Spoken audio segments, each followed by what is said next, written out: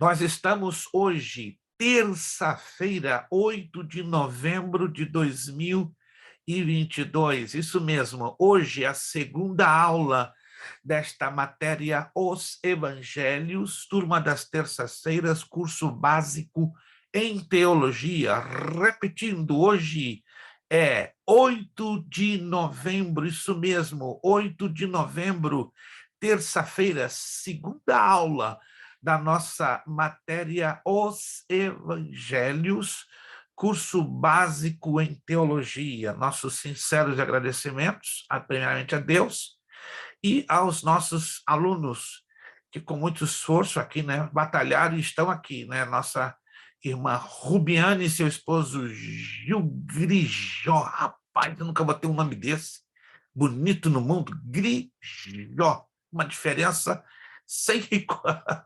Estão ali de New Jersey, nosso irmão Wilson Fernandes, nosso veterano, né, que está dando de goleada, só faz gol de cabeça e de costas. Nosso Einstein das letras evangélicas, nosso irmão Elton Ottoni, nossa irmã Sabrina Ramalho, está aqui pertinho da gente, né? 2 horas e alguma coisa, Porto San Lucie, nossa irmã Bernadette, isso aí já está lá do outro lado, na América do Sul. Deus abençoe a irmã Bernadette pelo seu esforço. Irmã Vanessa, que está aqui pertinho, né? Pertinho entre aspas, né?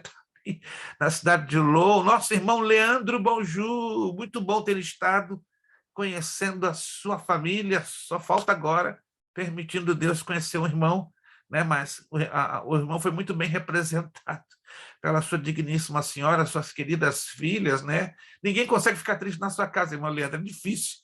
A tristeza fica além do quintal, porque suas meninas são uma benção, graças a Deus. Irmã Angelina, irmã Ilana, né, que está aí batalhando aí, daqui a pouquinho, quem sabe ela consegue ficar visível, e a irmã Ana Lu também, né, estão aí as duas batalhando no corre-corre da vida, no corre-corre do trabalho, mas na medida do possível elas estarão se tornando visíveis. Irmã Ilana de toquinho e tudo, o negócio está feio aí, irmã Ilana. Meu Deus! Fala sério, aqui está 69, porque está chovendo muito, mas estou fugindo daí, irmã Ilana. Não me convide aí, que agora eu não vou, não. Só vou lhe visitar em junho, maio, olhe lá. Me deixa quieto aqui. Meus irmãos, vamos na página de número 3. Página de número 3, estamos hoje no Evangelho segundo Marcos. Não sei se vocês observaram, se não observaram, provavelmente alguns sim e outros não. Eu enviei um e-mail a vocês, tá? E anexo ao e-mail está o grupo de slides, o mesmo grupo de slides que eu apresentei na aula passada, eu mandei em anexo. Por que eu mandei esse grupo de slides? Porque é a forma que vocês vão trabalhar na pesquisa para os exercícios, ou seja, vocês vão usar a apostila, com certeza, né, como base para fazerem os exercícios e consultar também os slides. Então, se você não recebeu, me manda uma mensagem lá no grupo, pastor, não recebi. Por quê? Porque é um pouco normal quando enviamos e-mails coletivos, alguns recebem e outros não. Já os e-mails individuais, todos, né, até o momento nunca tive problema, são casos raros do aluno não receber, mas os e-mails coletivos, que são e-mails coletivos, vão todos juntos, né, todos os alunos, a tendência é um ou outro se perder no caminho. Então, se você não recebeu o conjunto de slides, vai lá no grupo, não no meu privado, e então, perfeito. Isso, alguns receberam. Então, posta lá, por favor, só lá no grupo, né? Eu sei que a Angelina está me mandando aqui a mensagem, mas posta lá que é mais fácil para eu depois recorrer à lista, né? Porque aqui, quando terminar a transmissão, desaparece. Tá? Me coloca lá. Não recebi, aí eu providenciarei o envio, porque, na verdade, eu mandei, porque no caso da irmã Sabrina, pastor Anderson e Angelina, vocês usam o mesmo e-mail.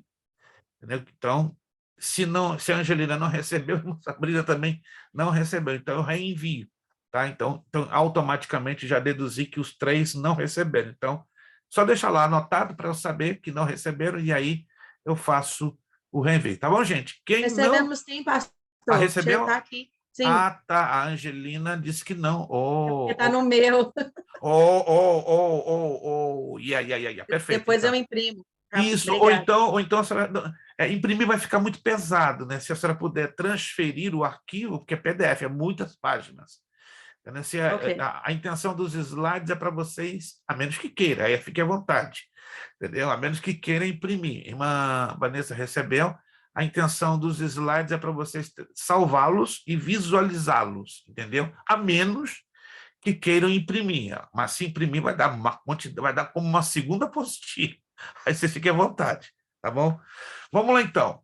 Vamos falar do Evangelho segundo Marcos hoje. Vou abrir a tela aqui de novo, essa mesma tela que nós trabalhamos na aula passada, que são os mesmos slides. Isso. Quantos estão enxergando a tela com os slides? Quantos estão enxergando? Todos estão enxergando? Isso, que é importante que todos enxerguem. Bom, lembrando a vocês que na aula passada nós já conseguimos dar uma introdução, não é verdade, desta matéria. Nós apresentamos aqui nesta tela algo que também já foi visto, que os 4 evangelhos eles têm a representação de 4 animais. Mateus, o leão; Marcos, o boi ou touro; Lucas, o anjo ou o varão; e João, tendo o símbolo como uma águia. Aqui nós explicamos o porquê, né, dessas representações. Mateus, o leão, representando força e autoridade real, escrito para uma audiência judaica, revelando Jesus como Messias, porque é mencionado em Mateus muito o Antigo Testamento. Já Marcos, o que vamos estudar hoje com detalhes, ele traz a imagem de um boi ou um touro, representando o serviço e o poder, escrito também para uma audiência gentia, em especial para os romanos, revelando a Jesus como o servo que ministra as necessidades físicas e espirituais dos outros. Lucas, vamos ainda estudar, fala do homem ou anjo, representando a sabedoria e o caráter, escrito para uma audiência gentia, em especial para os gregos, revelando a Jesus como compassivo Salvador do mundo. E João, por fim, tendo a imagem ou a representação gráfica de uma águia, e a águia representa a divindade, a deidade, escrito para uma audiência seleta, e nesse caso a igreja, e este evangelho revela Jesus como Deus revelado ao homem através de 7 sinais miraculosos. Vamos então entrar dentro da temática do Evangelho segundo São Marcos. Mas antes de entrar em Marcos, deixa eu fazer uma rápida observação. Algumas partes eu já falei na aula passada e outras eu não falei. Então, nós vamos fazer uma combinação, né, do conteúdo da apostila com o conteúdo dos slides. Essa é a razão que eu enviei os slides, porque vocês precisarão, não é, ter, não é, os dois para estarem trabalhando de forma combinada. Ok. Evangelho, já sabemos que a palavra evangelho deriva do grego e é formado pela união de 2 termos, né? Eu, que quer dizer boa, e angelia, a forma como se escreve no grego e a forma como se pronuncia, que significa mensagem, nova ou notícia. Podemos definir a palavra evangelho como as boas novas, boas notícias. Vamos falar dos evangelhos sinópticos, né? É interessante a gente observar isso aqui. Ó. O termo sinóptico é derivado do grego e quer dizer visão conjunta. Ele é atribuído ao conjunto dos 3 primeiros evangelhos: Mateus, Marcos e Lucas. Então, procure não se esquecer, né? Mateus, Marcos e Lucas são chamados de evangelhos sinópticos, cuja tradução da palavra sinóptico é visão conjunta. Por quê? porque justamente nestes livros há uma semelhança, há uma visão conjunta sobre os fatos históricos. Em outras palavras, no Evangelho de João é um conteúdo completamente diferenciado. Tudo que você lê em João, de forma nenhuma, não se repete na narrativa do conteúdo de Mateus, Marcos e Lucas. Procure ter isso bem em mente, tá? O conteúdo de João é único, é exclusivo. Nada, nenhuma narrativa, nenhuma história, nenhum testemunho de João, o Evangelho, você vai encontrar repetindo-se em Mateus, Marcos ou Lucas. O Evangelho segundo João, como eu acabei de falar, não é incluso, ou seja, não faz parte do conjunto do sinóptico, apesar de ser considerado Evangelho, porque a sua abordagem é do ponto de vista divino de Jesus. João dá mais ênfase ao Jesus divino que ao Jesus histórico. Olha que interessante. Então, o Evangelho de João, se você quiser anotar em algum lugar aí na apostila, é interessante, né? Ele ressalta, ele evidencia o ponto de vista divino da pessoa do Senhor Jesus Cristo, enquanto os sinópticos ressaltam, evidenciam, enfatizam ao Jesus histórico. Anotado, então, os evangelhos sinópticos, Mateus, Marcos e Lucas, faz questão em apresentar o Jesus histórico. Já o evangelho de João faz questão de enfatizar, apresentar o Jesus divino. J.J. Grisbar, que é um editor da época, em sua edição do Novo Testamento grego, entre os anos de 1774 e 1778, quem chamou os três evangelhos pela primeira vez de sinópticos. Olha que interessante. Até esta data, entre 1774 e 1778, os três evangelhos eram conhecidos simplesmente por Mateus, Marcos e Lucas. Mas a partir destas datas que você está vendo aqui, e através deste editor chamado J.J. Grisbar, de origem alemã, é que se ouve pela primeira vez o termo, a expressão sinópticos aplicados, ou aplicado aos evangelhos de Mateus, Marcos e Lucas. Por se tratar de registros dos mesmos episódios, devemos buscar as informações contidas nos três registros, assim teremos uma visão ampla da situação de acordo com todos os pontos de vista.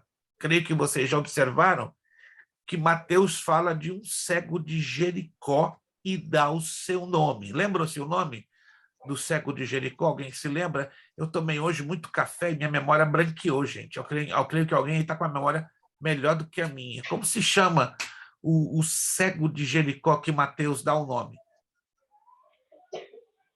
Tomaram café igualzinho a mim, branqueou a memória de vocês também. Bartimeu, pastor? Graças a Deus. Irmão Gil não tomou café essa tarde, então a memória dele está funcionando melhor do que a minha. Bartimeu. Gente, eu tenho um problema. Quando eu tomo café, branqueia minha memória. Vocês vão me ajudar hoje. O negócio está sério. Bartimeu. Olha que interessante. Quando você e eu lemos o Evangelho de Lucas, parece uma contradição. Aparecem dois cegos. Se você nunca leu, olha, dá uma olhadinha lá, dois. E o mais interessante, não dá nomes. Porque a importância de Lucas é voltada para os gentios e de Mateus é voltada para os judeus. Em questão de identificação de nomes, o judeu ele faz muito mais questão que a pessoa seja conhecida pelo nome do que os gentios, no caso de Lucas, né? No caso, os gregos dão mais importância ao fato do que o nome. Por isso que Lucas escreve numa característica que encaixe dentro da visão e da cultura gentia, né? E da cultura grega. Vamos lá. A cultura dos evangelhos. Olha que coisa fantástica. Na época da escrituração, ou do registro, ou da redação dos 4 evangelhos, 4 línguas eram faladas. O latim era a língua do império dominante na época, falada pelos soldados romanos e pelos romanos. Por isso era uma língua importante que tinha sua razão de ser e existir na Palestina. Para quem não sabe, o nosso idioma português tem base no latim, o espanhol tem base no latim, o italiano tem base no latim, o francês tem base no latim, o esperanto tem base no latim, o romanche, que é um dialeto falado na Romênia, tem base no latim, e o provençal, que é um dialeto falado na Suíça, tem base no latim. Então, são várias línguas que têm a base no latim. Por isso que o latim é muito parecido, né? Na verdade, o português é muitíssimo parecido, né, com a nossa língua portuguesa. Vem o grego. O grego era a língua culta, a língua universal, seria o equivalente ao inglês hoje, uma língua que serve de padrão para as comunicações internacionais. Não era a língua que a plebe, ou seja, o povão não falava o grego. Quem falava grego eram pessoas com um certo nível de cultura, um certo nível de escolaridade, e os comerciantes falavam fluentemente o grego, e o grego koiné, o grego do povo.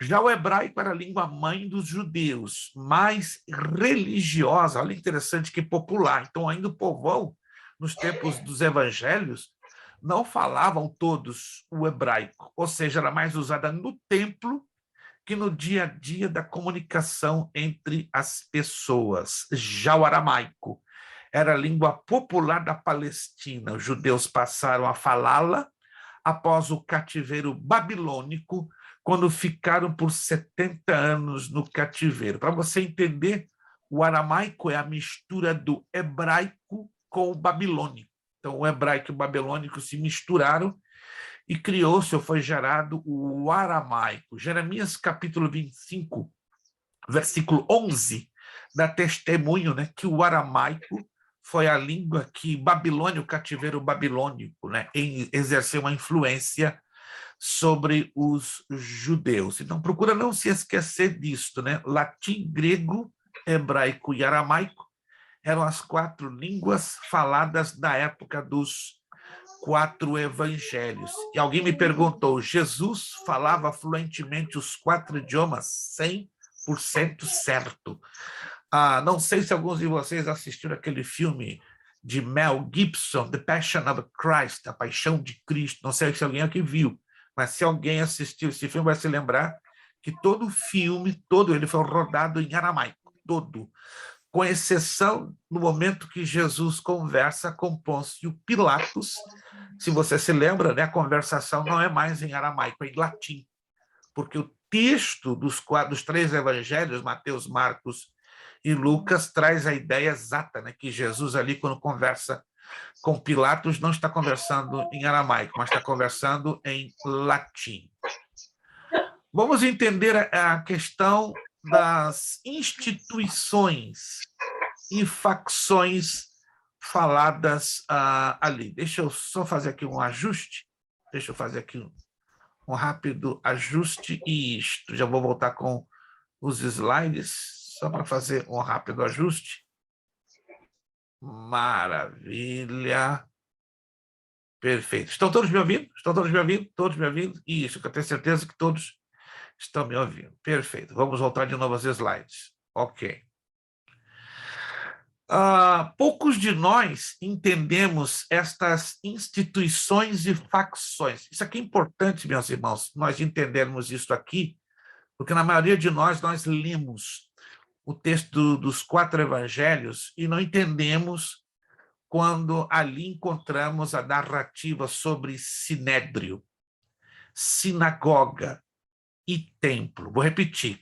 Na maioria das vezes, muitos de nós estamos lendo o texto de Mateus, Marcos, Lucas e João. Concordam comigo? E muitas das vezes nos deparamos com textos que falam de sinédrio, sinagoga e templo. E alguns ficam boiando. Meu Deus, o que é isso? O que é o sinédrio? O que é a sinagoga? que é um templo. Vamos, então, rapidamente identificar estas três importantes instituições.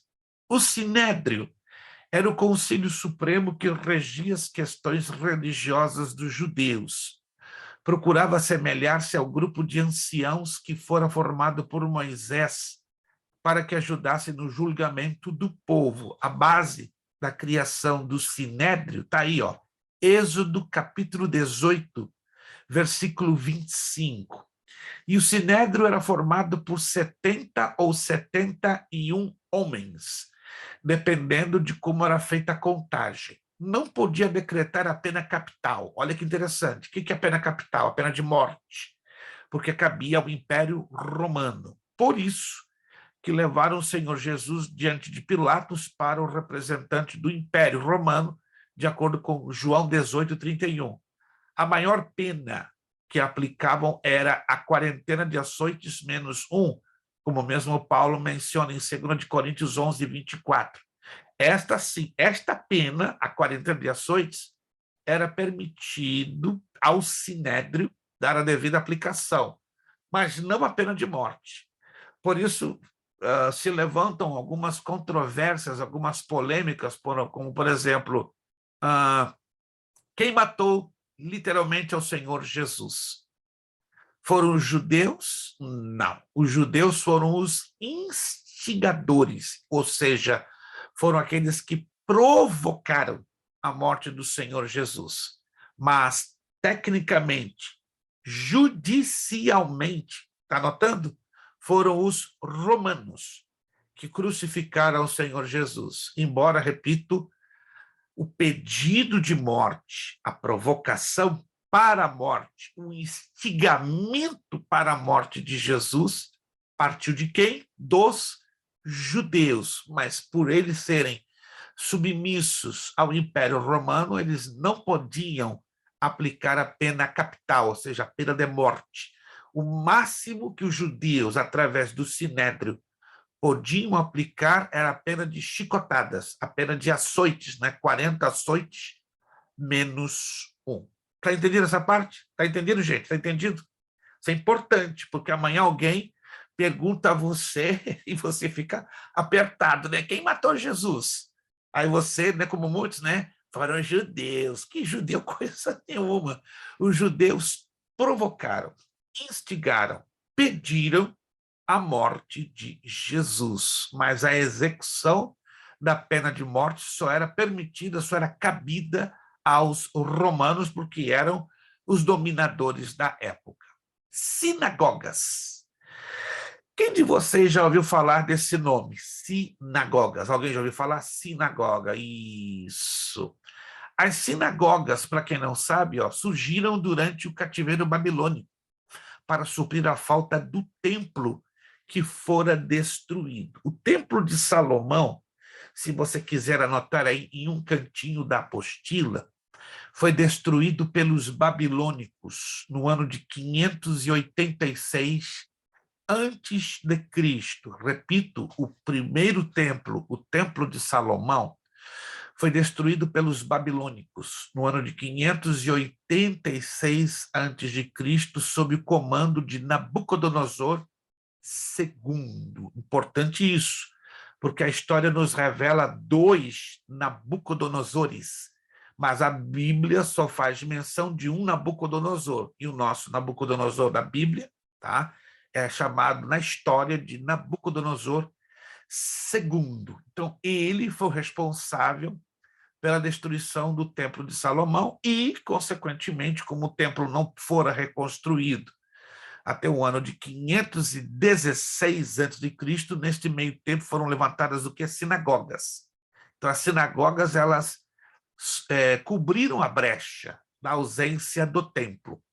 As sinagogas eram uma instituição com a finalidade de instruir os judeus em sua religião. Então, o objetivo de uma sinagoga é ser casa de oração e de ensino da lei de Moisés. Olha só, nas sinagogas não podiam, e até hoje, não podem ser oferecidos sacrifícios, porque a parte que muito toca, ou digamos, a parte mais importante do culto judaico é a apresentação de sacrifícios. Um aluno de uma outra turma perguntou, mas como assim?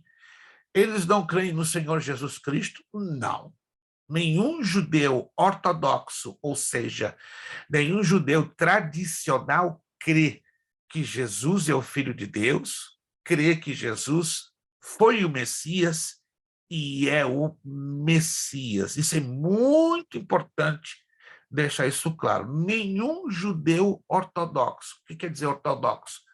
Tradicional, que segue a religião judaica, crê em Jesus Cristo. Por quê? Porque vai ao contrário do que ensina Deuteronômio capítulo 6, versículo 4. O que diz Deuteronômio capítulo 6, versículo 4? Quero levar vocês a esse texto e quero que vocês anotem, ele é muito importante.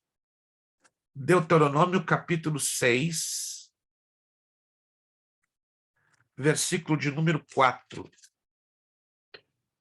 Ouve, Israel, o Senhor, nosso Deus, é o único Senhor. O que isso quer dizer? Que eles só adoram a um Deus. Nós também adoramos um Deus, só que eles não creem na Trindade. Oh!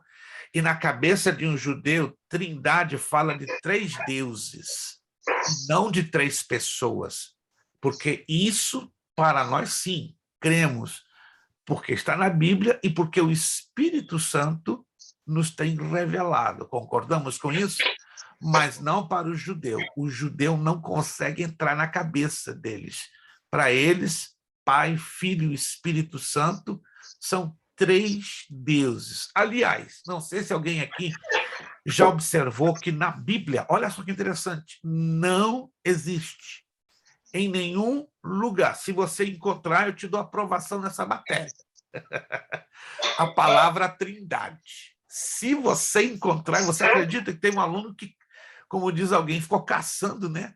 Um mês na Bíblia, vou encontrar a Trindade, eu vou ter isenção dessa matéria, não vou fazer prova, né? E deixei lá, o irmãozinho foi, voltou,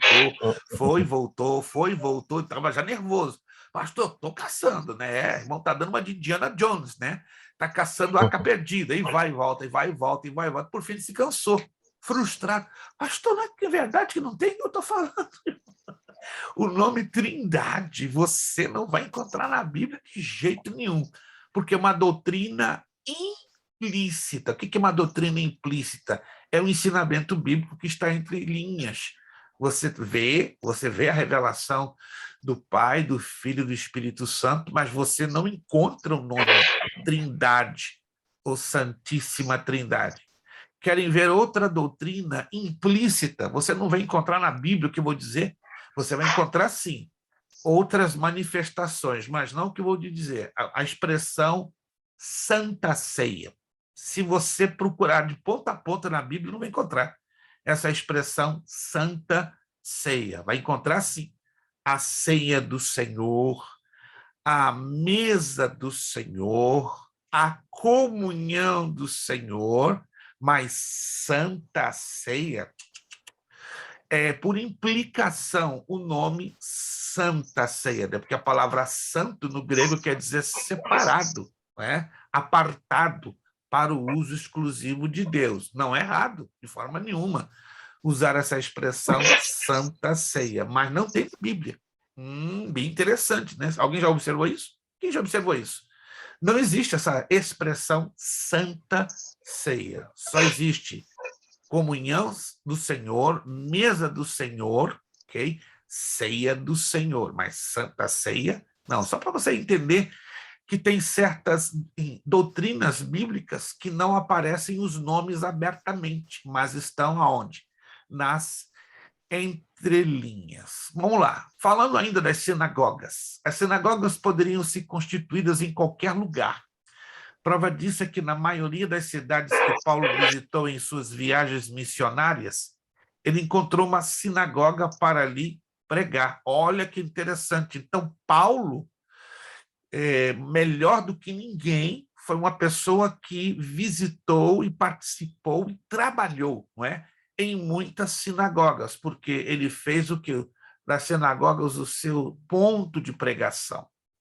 O templo, está aqui o templo, era o lugar onde os judeus iam para oferecer o sacrifício e acabou virando lugar de comércio. E este comportamento fora condenado pelo Senhor Jesus. É que nós vamos ver lá em João 2, 13 ao 16, Jesus indignado, derribando, né, a mesa dos cambiadores do templo, porque o templo era lugar de sacrifício, lugar de adoração, lugar de louvor, mas os comerciantes se aproveitaram, abusaram. O templo descrito nos evangelhos era o mesmo reconstruído após o retorno do cativeiro. Então, em 536, os judeus terminam o seu período de exílio de 70 anos em Babilônia. E 20 anos depois, em 516 a.C., o templo de Zorobabel é levantado. Anos mais tarde, o rei judeu Herodes o Grande remodela esse templo.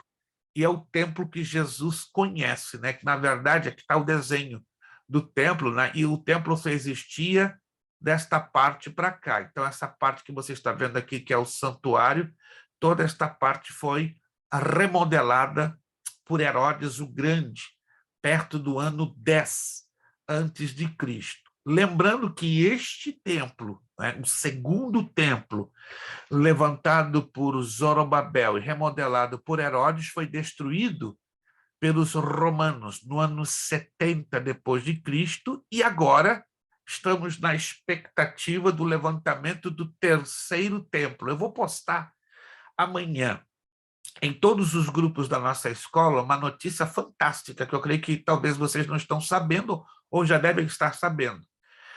O governo de Israel já liberou a construção de uma ferrovia que vai ligar todos os cantos de Israel em conexão com a entrada do terceiro templo. O quê? Sim, senhor. Isso quer dizer que a qualquer momento vai ser liberada a ordem para a reconstrução do terceiro templo. Mas o que isso tem a ver com o cenário profético? Tem tudo, porque o nosso Senhor Jesus Cristo está às portas para arrebatar a igreja.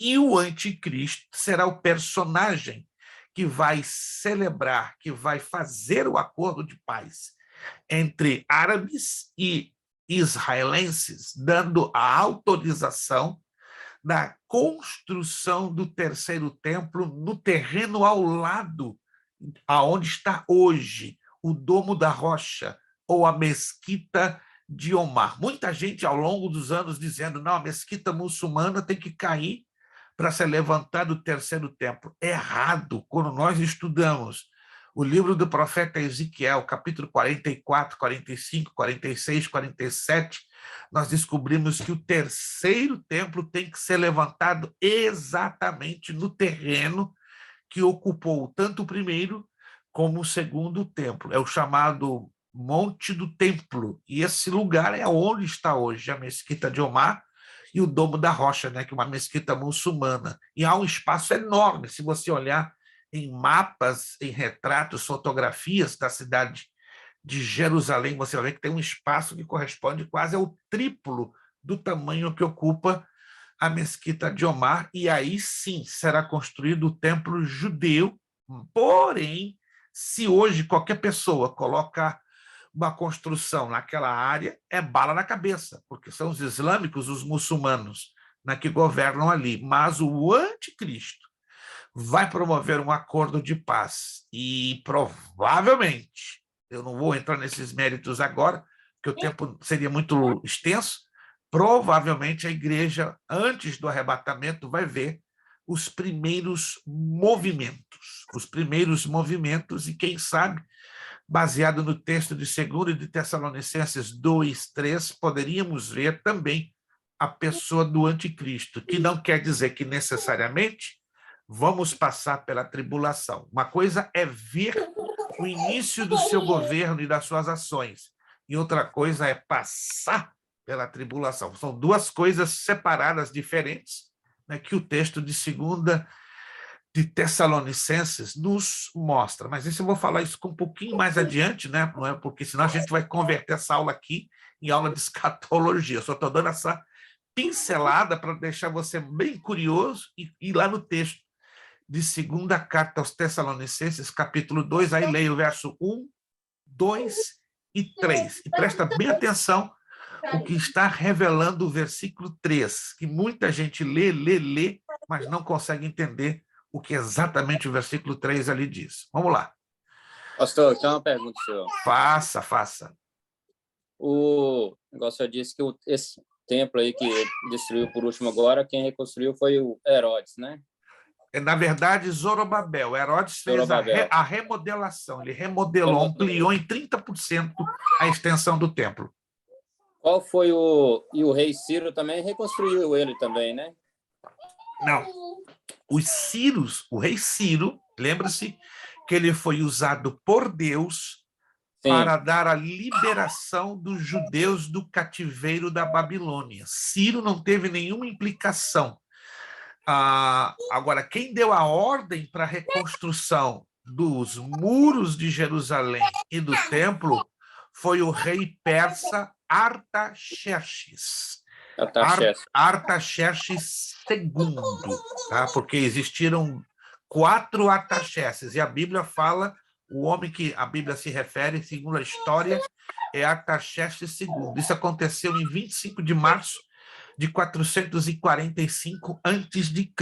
Então, o rei Ciro, procure anotar isso, o rei Ciro foi o rei a quem o profeta Isaías, em 708 a.C., no capítulo 45, versos 1, 2, 3, 4 e 5 do livro do profeta Isaías, profetizou que ele viria para libertar aos judeus do cativeiro babilônico. Foi exatamente quando o Império Babilônico, ele é quebrado ao meio pelos medos e pelos persas. Olha que curioso, vocês vão falar em Isaías 45, do verso 1 ao 5, vai descobrir que essa profecia foi emitida em 708 a.C.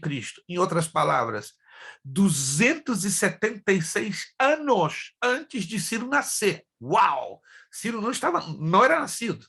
Então, essa profecia veio 276 anos antes do nascimento de Ciro. Depois dessa profecia, 276 anos depois, nasce Ciro.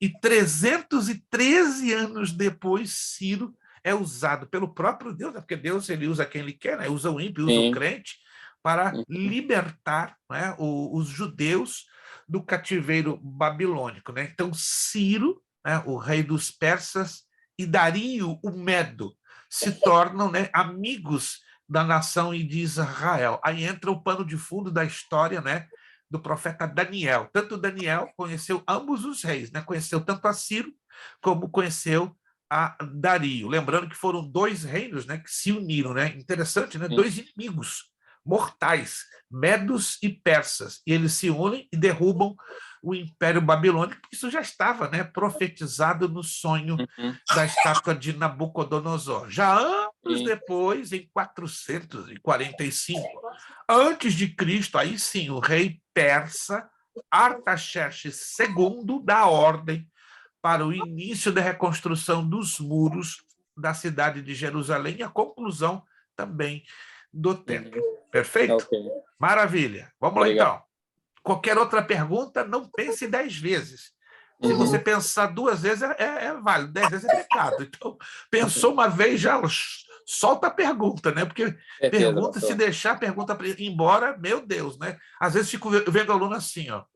Ele está pensando 1, 2, 3, 4. Aí o queixo cai e a pergunta vai embora. Então, por favor, não deixa a pergunta te incomodar por muito tempo, não. Para tudo, levanta a mão, dá um gesto e abre o áudio e estamos aqui com alegria para lhe responder.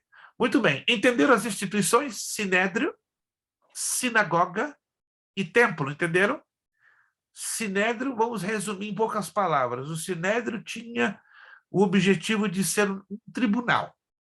A sinagoga é um local de ensino da Bíblia. E o templo de sacrifício. Vamos lá? Vamos repetir juntos? Sinédrio. Qual era o objetivo do Sinédrio? Alguém pode abrir o áudio e me responder? Tribunal. Tinha o objetivo de ser tipo de um tribunal. Perfeito. Sinagoga? O STF. Da Bíblia. Ensino. Local de ensino das escrituras. E o templo, local de Sacrifício. sacrifício, adoração. Isso fica mais fácil, né, para você compreender. Vamos lá, então. Vamos entender agora as facções. Você pode interpretar essas facções como partidos políticos, né? Como temos hoje nos países, como temos aqui democratas e republicanos, como no Brasil é uma quantidade de partido político que desaparece na poeira. Na Espanha são 27 partidos políticos, não vou entrar nem em detalhes porque dá vergonha, nunca vi um país no mundo para ter tanto partido político e tal, uma confusão que está, mas vamos lá. Na história da cultura dos evangelhos tinham alguns partidos, só que eles não eram políticos de todo, era uma mistura de partido político com partidos religiosos, os fariseus. Essa expressão nos dias de hoje é um pouco até pejorativa, usada de má fé, como, por exemplo, quando eu vejo um irmão muito nervoso com aquele que parece ser um hipócrita, deixa de ser fariseu, meu irmão. Já ouviu isso? Deixa de ser fariseu. Então, essa expressão ela é usada de forma errada, de forma pejorativa. Recentemente, eu estou fora do Brasil há mais de 30 anos, né? Eu aprendi uma gíria evangélica, né, que a gurizada colocou aí, que eu fiquei até encucado. Cuidado com aquele gadareno. Eu pergunto, gadareno? O que é isso? Vocês acreditam? Eu tive que conseguir um dicionário de gírias evangélicas online. Aí explica gadareno, perturbado, angustiado, tribulado. Oh, mas isso eu imagino. E aí eu sou um irmão aqui em Orlando. Cuidado com aquele gadareno, ele é um problema. Eu falei, está endemoniado, como é que é o negócio? Não. Mas pega mal, né? Chamar o irmão perturbado de gadareno, eu jamais faria isso. Eu prefiro dizer, está incomodado, está perturbado, está angustiado, do que chamá-lo de gadareno, né? Seria algo parecido com a questão de fariseu. Mas vamos lá.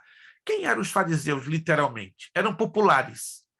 Mais influente seita da época dos evangelhos. Tanto é que Paulo, antes de sua conversão, pertencia a esta seita judaica. Dominavam as sinagogas. Olha que interessante, né? Que os fariseus eles tinham um poder, uma força tremenda, né? Na influência das sinagogas. E este era um dos motivos de Paulo ter facilidade para falar às sinagogas. Porque lembre-se que antes de Paulo ter se convertido, ele era fariseu e tinha uma profissão. Quem se lembra da profissão de Paulo? Eu acho que ele era boiadeiro. Eu acho que sim, gente. Olha. Coletor de impostos? Será? Era doutor. Hã? Paulo ele era soldado, né? Não, Paulo tinha uma profissão, gente. Fabricador de tendas. Ô, irmão Elton, fabricador, construtor de tendas. Irmão Elton, leva 50 para casa, dá aquele sorriso e dá glória. Irmão Elton está levando aí os primeiros 50 pontinhos. Fabricante de tendas. Então, não esqueça, antes de Saulo de Tarso se converter, além de ter sido fariseu, ele era fabricante de tendas. Isso. Fale comigo. Ele não era um soldado? Que ele não foi ele que saiu prendendo o pessoal?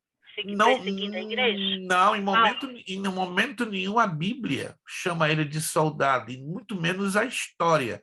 Mas ele tinha autoridade para prender, entende? A autoridade de prisão não apenas repousava sobre os soldados, não é? Na verdade, se nós pararmos para estudar e analisar, os soldados prendiam consoante a autoridade que lhes era outorgada por parte de um centurião, compreende?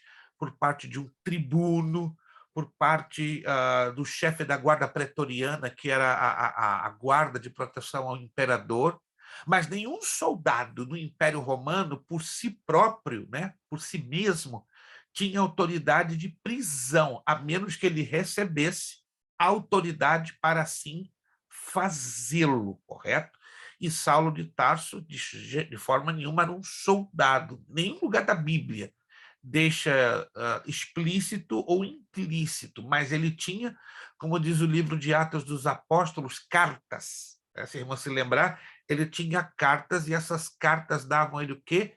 A autoridade de dar ordem de prisão aos cristãos. Aí quem executava esta ordem de prisão, aí sim, eram os soldados, sejam eles romanos, sejam eles judeus, né? Mas deixo bem claro, né? Pela história, quando estudamos tanto a história como o pano de fundo bíblico, nenhum soldado tinha autoridade para dar ordem de prisão, a menos, entende? Que ele recebesse esta ordem, e era uma ordem delegada a ele, ou a eles, de parte de uma autoridade maior. E essa autoridade poderia ser um tribuno, um centurião, um general, um pretor e assim por diante. Perfeito? Anote aí, irmã Ana Lu, isso aí é importante, porque é um fator, né, do pano de fundo histórico que alguns de nós conhecemos e outros não. Aí ficamos agora cientes que soldado nenhum tinha autoridade para realizar prisão, a menos que ele recebesse uma autoridade delegada. Então, quando a gente assiste aquela série que o senhor comentou dela, o Chosen, mostra ele, dá a impressão que ele era um soldado. Uhum. Quem? Paulo. Não, Paulo não está no The Chosen. A irmã deve estar assistindo uma outra série. Paulo não está no The Chosen. Preste atenção. Paulo não está. Curiosamente. Na hora que persegue a igreja. Ok, mas depois você vai ver no capítulo 2. Me mostra o episódio, porque eu tenho assistido constantemente.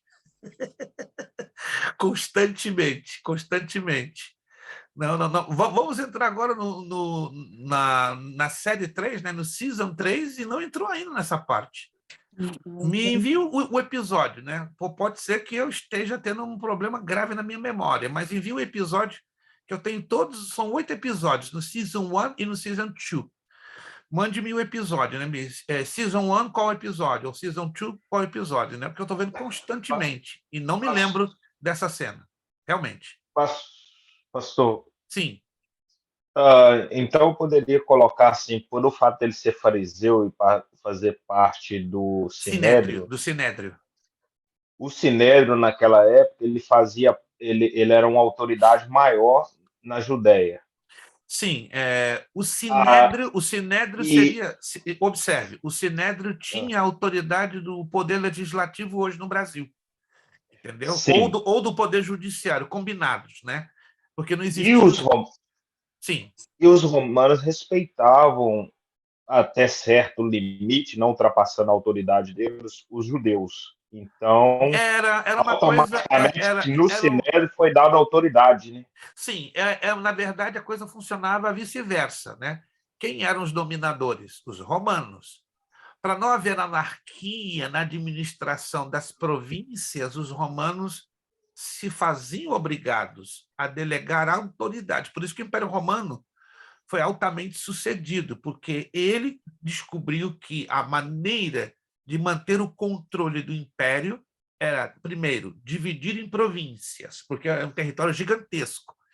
Segundo, preparar soldados e preparar capitães, que seriam centuriões, para manter a ordem pública. E terceiro, preparar locais, ou seja, habitantes locais que pudessem servir ao interesse do Império Romano. Tanto que Herodes, né, ele era chamado rei marionete na mão do Império Romano. Ele, na verdade, ele governava uma tetrarquia. O que é uma tetrarquia? Quatro. Ele governava 4 regiões ali na Palestina, e assim por diante. Então, o Império Romano ele foi muito bem sucedido porque ele sabia como distribuir a sua administração e distribuía para pessoas de confiança.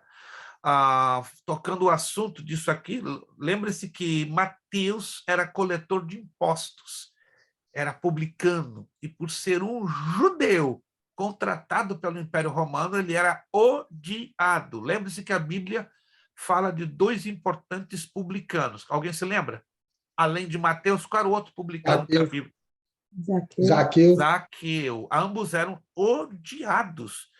E os publicanos, por que eram odiados pelo povo? Porque eram judeus. Então, isso era tido como o quê? Traição. Traição. Poxa, o judeu trabalhar para o Império Romano e fazer o quê? Coletando impostos. Então, era tido como uma terrível traição. E olha que Jesus faz umas coisas bem engraçadas, se assim posso dizer. Salvou a 2 ladrões, porque os publicanos eles roubavam do povo e roubavam do Império Romano. Olha que coisa interessante.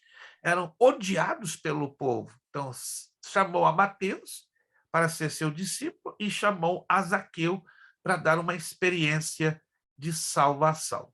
Os fariseus, então, dominavam as sinagogas. Repito uma vez mais, esse era um dos motivos de Paulo ter facilidade para falar às sinagogas. Eram tradicionalistas hipócritas e foram duramente criticados pelo Senhor. O capítulo 23 de Mateus, Jesus ocupa esse capítulo para dar uma repreensão pesada sobre ou contra os fariseus, mais apegados à tradição oral que à letra da lei.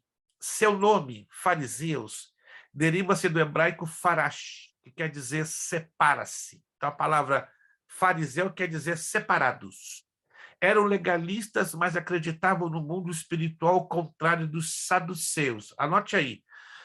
Os fariseus acreditavam na ressurreição dos mortos e dos anjos. Os fariseus acreditavam na ressurreição dos mortos e nos anjos. Ao contrário, olha que interessante, os saduceus não acreditavam. Então, os saduceus eram, digamos assim, religiosos que não acreditavam de jeito nenhum na ressurreição dos mortos e nos anjos. Saduceus, formado pela aristocracia judaica que dominava o templo e o sinédrio e a administração política de Jerusalém. Olha que situação. Então, os saduceus eram aristocratas. O que é um aristocrata? Eles tinham poder financeiro, tinham poder econômico, eram nobres, eram a nata da sociedade judaica.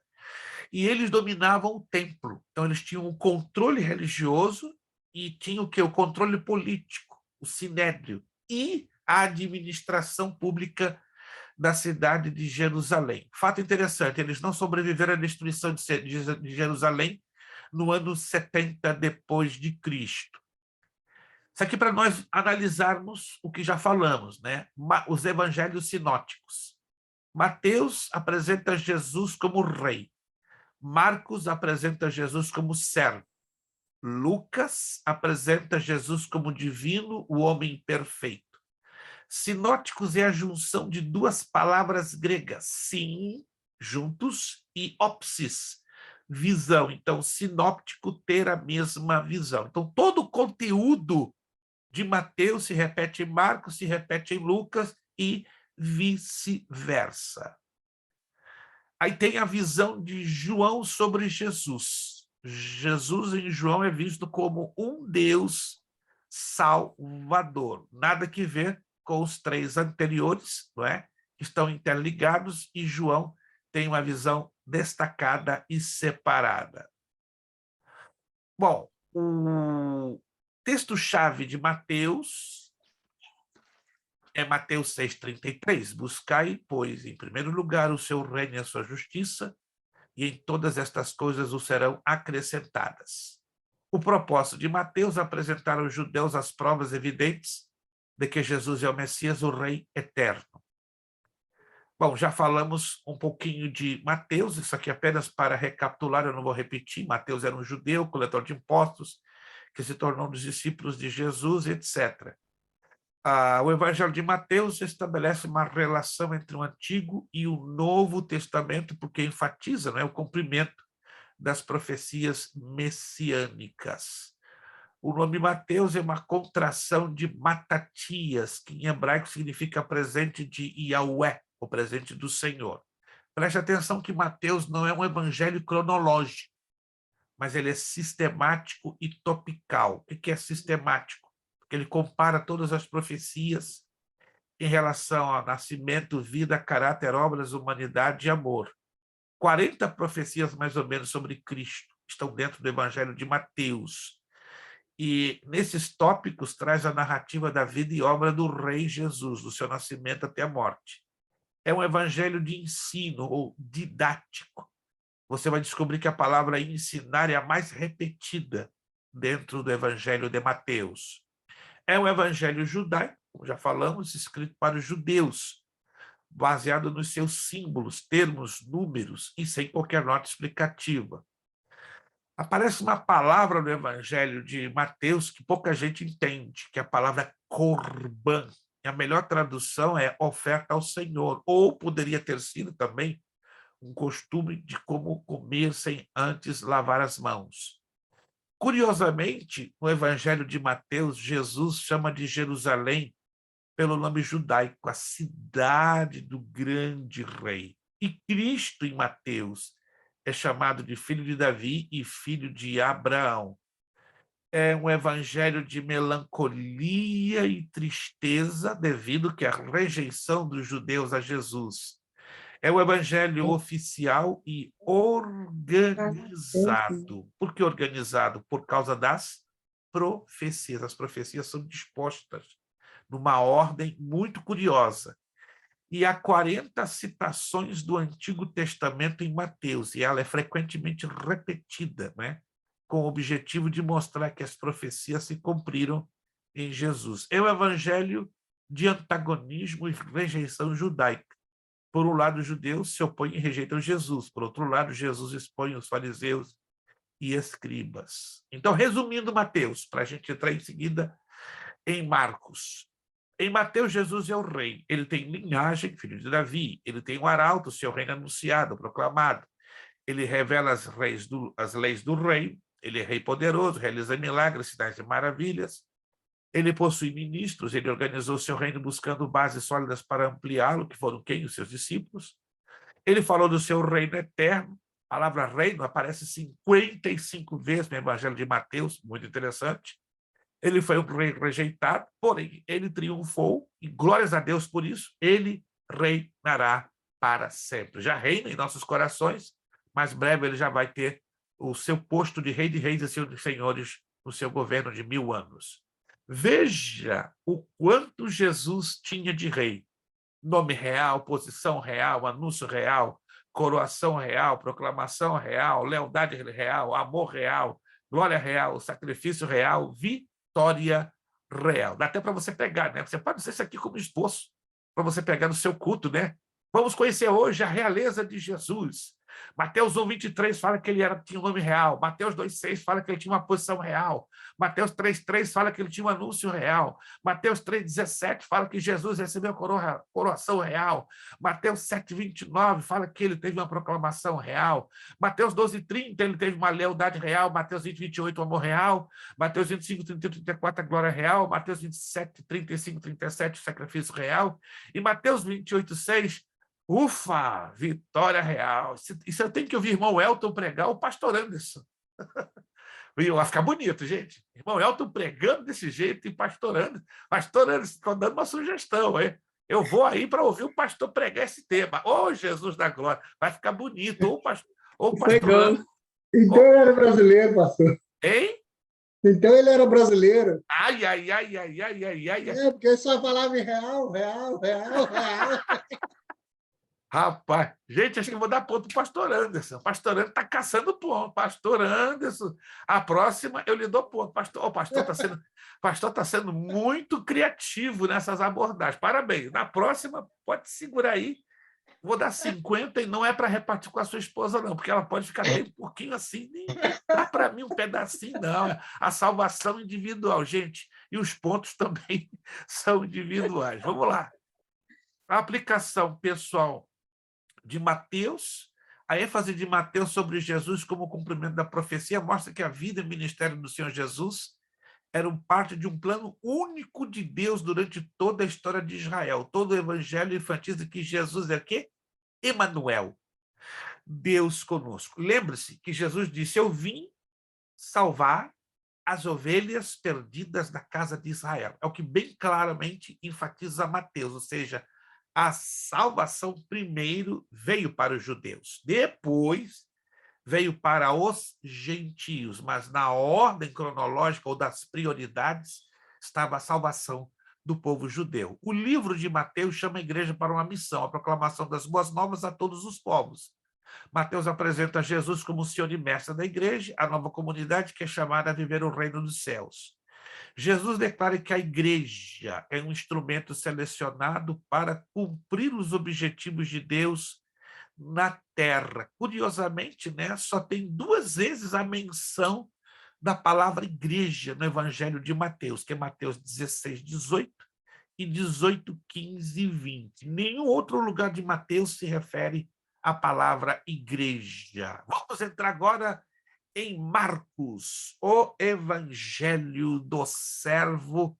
Vamos então para a apostila. Isso. Fiz uma boa recapitulação. Irmã Ilana chegou, correu muito, frio lá fora, mas aí está quentinho dentro da sua casa, meu Deus. Nova York é uma benção, mas nessa época do ano eu estou fugindo de Nova York e New Jersey. Vamos lá.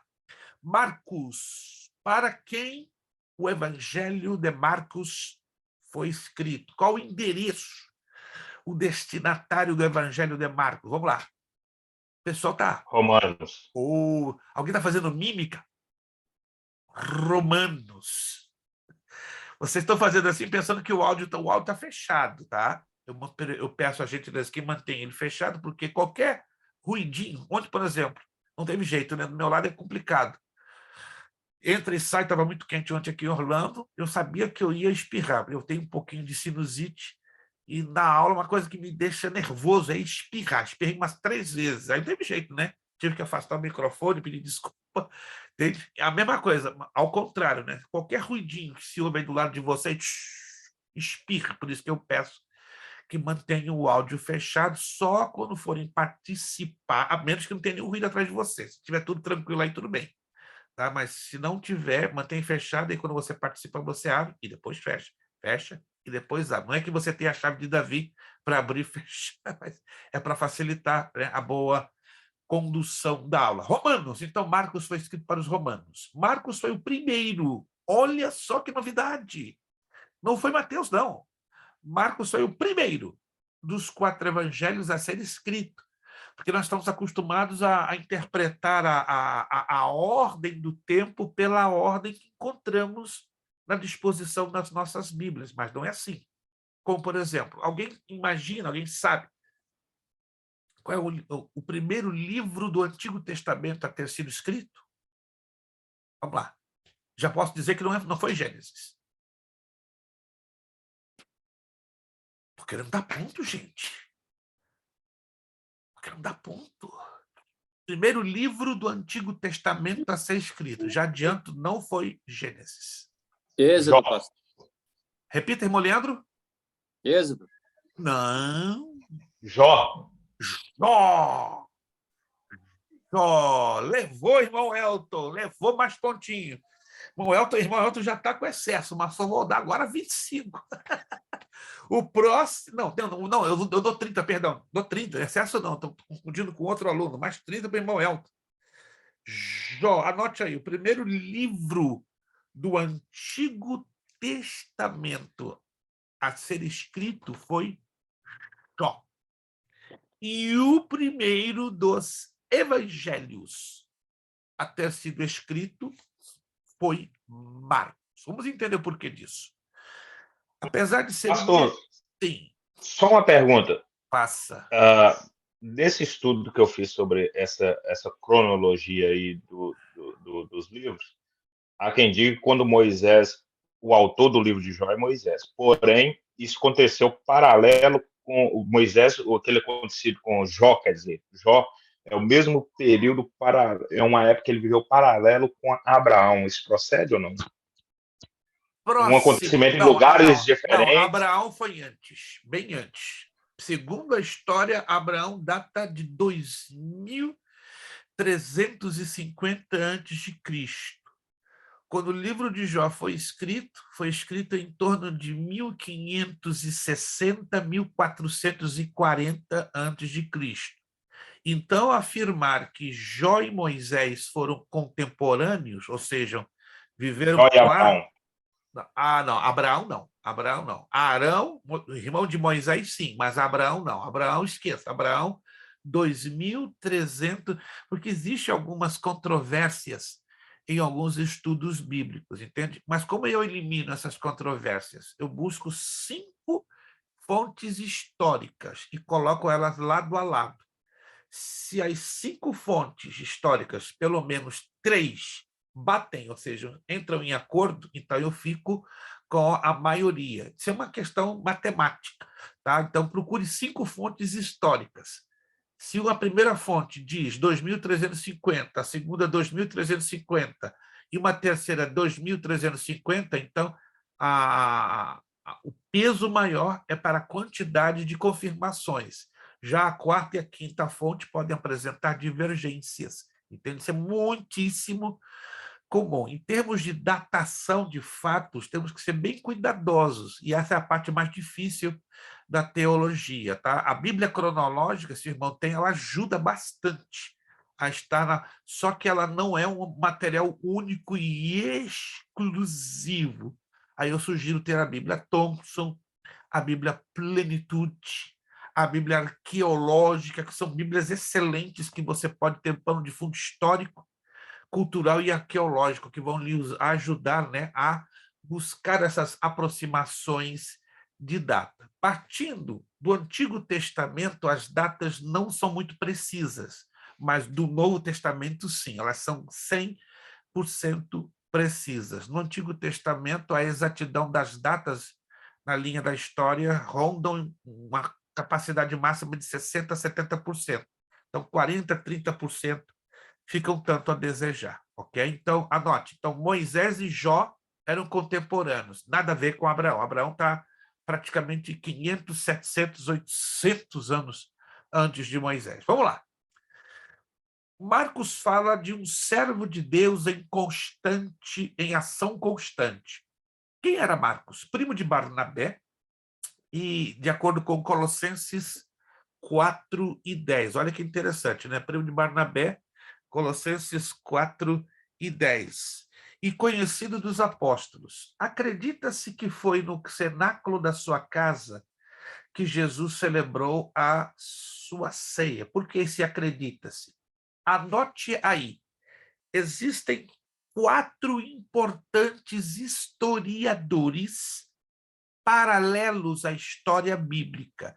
Se você gosta de pesquisar a história geral, confirmando com fatos bíblicos, anote aí 4 nomes de historiadores. Você pode encontrar esses livros no Amazon, na edições CPAD em Boston, na livraria Jerezim, que eu posso postar ou repostar os endereços, mas são eles. Flávio Joséfo, conhecidíssimo por muitos. Quando já ouviram falar de Flávio Joséfo? A História dos Hebreus, top número 1. Se você puder ter Flávio Joséfo, a História dos Hebreus, vai lhe ajudar muito. Depois, a História Eclesiástica de Eusébio de Cesareia. História Eclesiástica, Eusébio de Cesareia. Filo, Philo, Filo, um historiador grego. Heródoto, tem muitos livros desse historiador grego, Heródoto com H, Heródoto. O historiador romano Suetônio. Você, então, tendo condições e querendo, claro, você não é obrigado a lançar mão desses historiadores, você vai ter uma fonte fantástica, enorme, de confirmação, Bíblia, história, Bíblia. Então, é dessa maneira que você consegue entender certas situações que dentro da Bíblia, porque a Bíblia não pretende ser um livro de história geral. Interessante, né? A Bíblia não é um livro de história geral, mas ela confirma, né, a história geral, a história secular.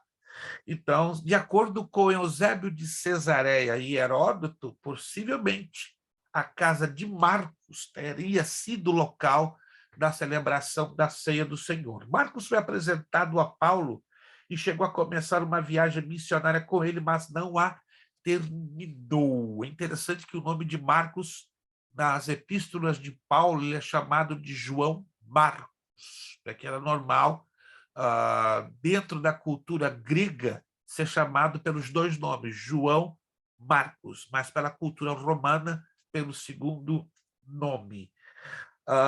Paulo, no final de seu ministério nas prisões romanas, ainda buscava e recebia ajuda de Marcos. Quando estudamos as epístolas, as cartas de Paulo, vamos descobrir que Marcos estava, como posso dizer, afoito, emocionado para querer servir a Deus, só que ele não estava ainda preparado o suficiente.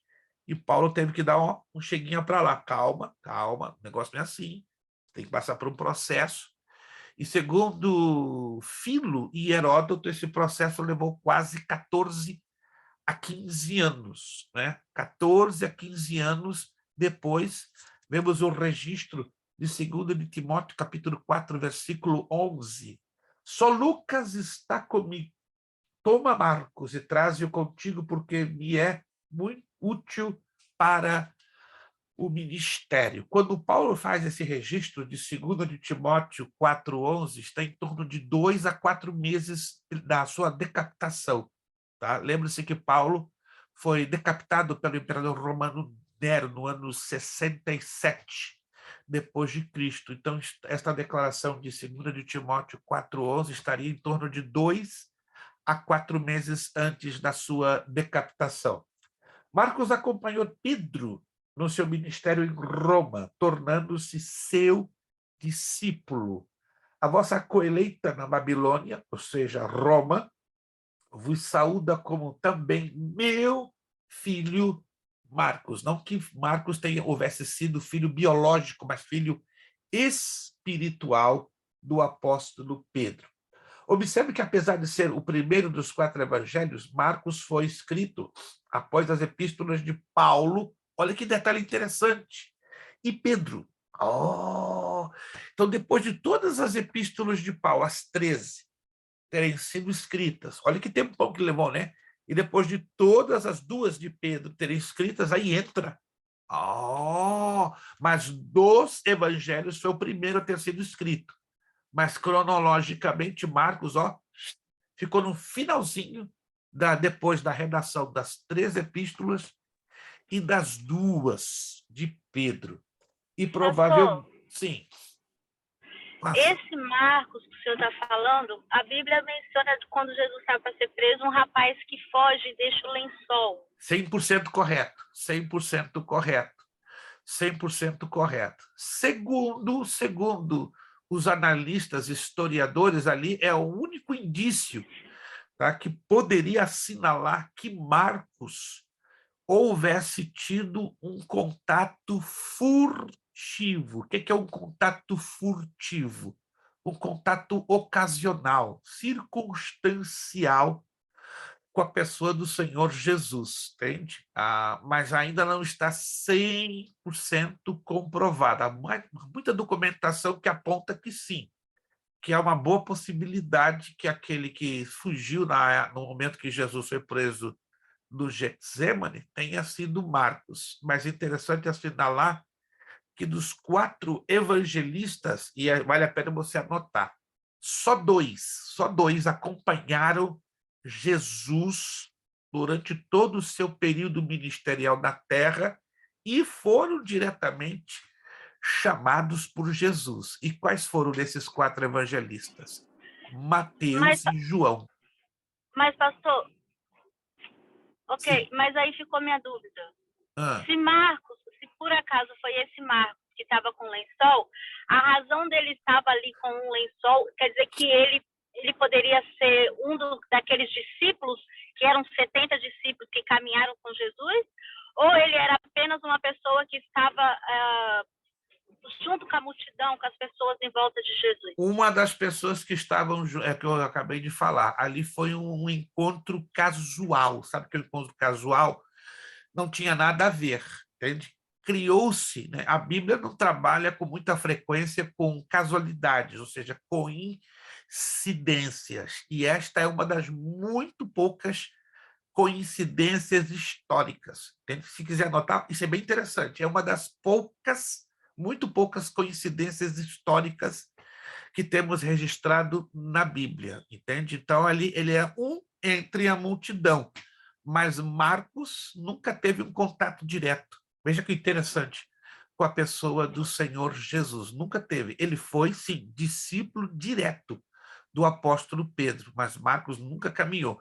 Então, todo o material que levou a Marcos ter como base para a redação do evangelho que leva o seu nome foi através da fonte oral. O que é fonte oral? Era muito normal, né? Ouvir e transferir por escrito. Isso chama-se fonte oral ou fonte tradicional. Outra coisa bem interessante também, que era muito usado, foi muito usado basicamente por Marcos e Lucas, foram as documentações que chegaram às mãos deles, tanto de Marcos como de Lucas. E esta documentação pela teologia, ela é denominada fontes, com as letras K, L, M, N e Q.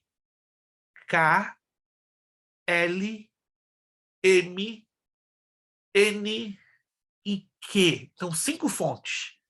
Então, Marcos e Lucas tiveram acesso a essas 5 fontes, ou seja, 5 documentos que a teologia chama de fonte K, fonte L, fonte M, fonte N e fonte Q.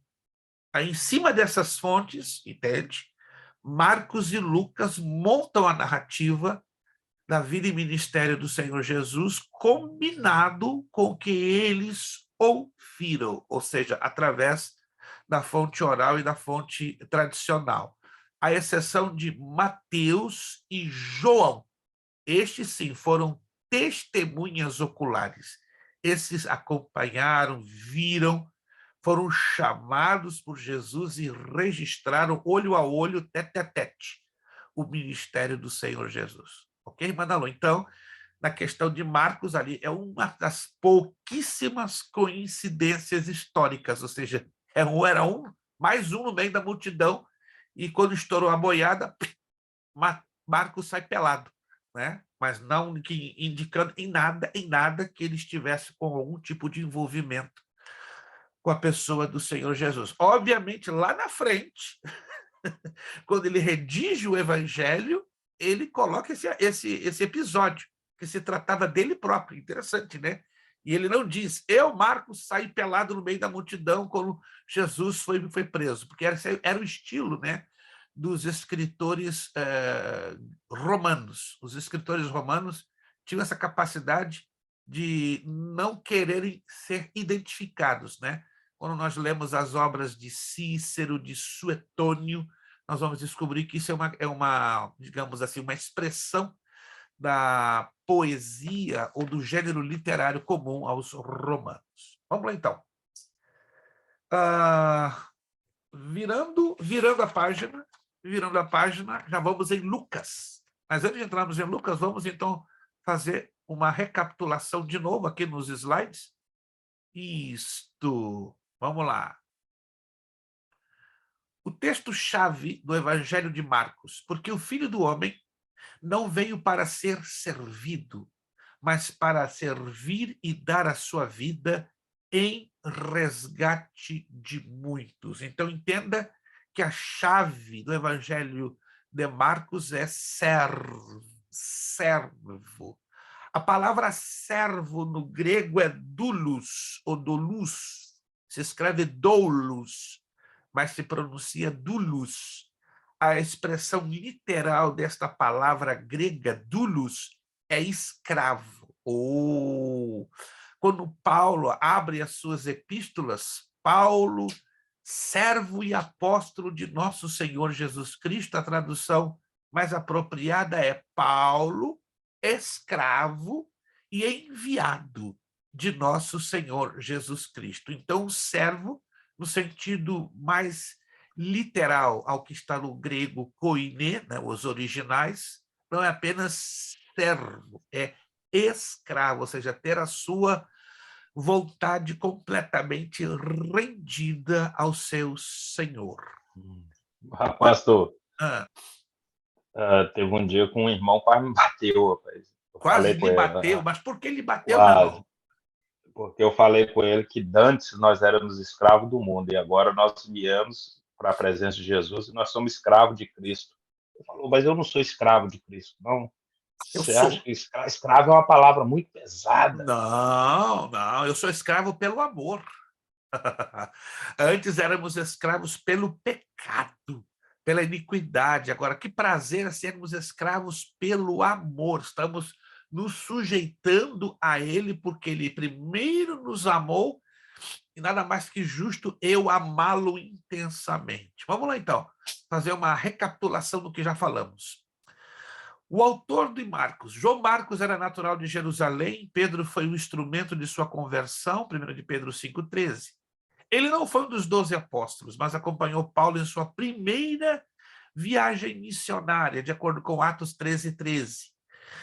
O Evangelho de Marcos foi escrito para os cristãos em Roma, ou seja, foi escrito para os romanos, cujo império dominava o mundo na época e que estavam habituados a grandes conquistas. Ele vai mostrar Jesus como um servo, grande conquistador, e mostrar a sua força, seu poder, bem como a sua proteção e segurança. É o menor dos 4 evangelhos, escrito de maneira resumida, com descrição viva de cenas animadas e movimentadas, que revelam ação. Olha que interessante, gente. O dinheiro no Marcos é mencionado em moeda romana. Em Mateus é mencionado em moeda judaica, mas em Marcos, moeda romana. Ninguém percebeu isso? Olha só. Emprega-se a divisão de tempo dos romanos. Outra coisa que a gente não presta atenção.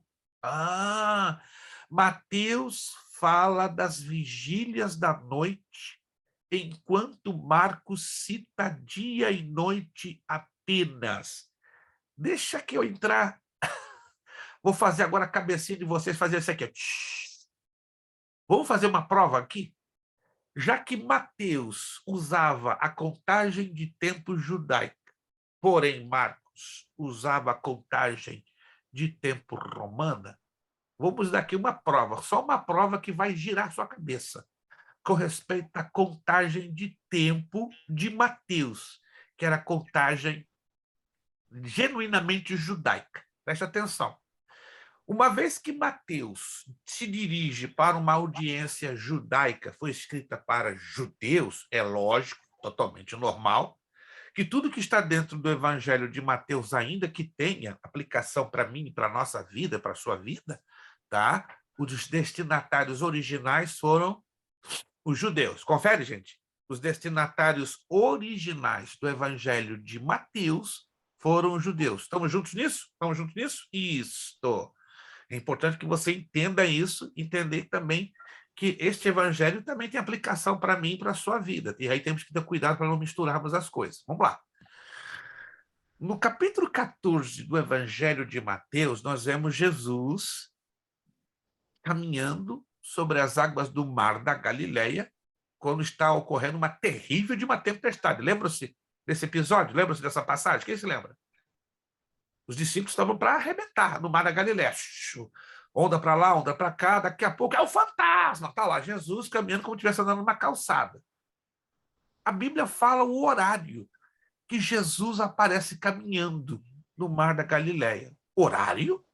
A Bíblia trabalha com linhas de tempo, só que a contagem de tempo é judaica. Alguém se lembra qual o horário que a Bíblia, em Mateus 14, registra que Jesus está caminhando no mar da Galileia? Acho que é na 4ª vigília da noite. 4ª vigília da noite. Então, vamos entender isso aqui. O tempo judaico é dividido em 12 horas e 4 vigílias. Como é que é? O tempo judaico não é contado como nós contamos, 24 horas. Anote isso que é importante. Então, na verdade, o dia judaico vai de 6 horas da manhã às 6 horas da tarde. Está anotando? Olha que interessante. O dia judaico, dia, vai de 6 horas da manhã e fecha quando? 6 horas da tarde. Quando chega na sexta-feira, escute essa, quando chega na sexta-feira, 5 horas e 59 minutos da tarde, preste atenção, é crítico, é um dia altamente crítico. Por quê? Porque na sexta-feira, 5 horas e 59 minutos, está a um dia do dia mais sagrado que os judeus têm. Qual é esse dia? Alguém se lembra? O sábado. O sábado, que no hebraico é chamado de Shabat.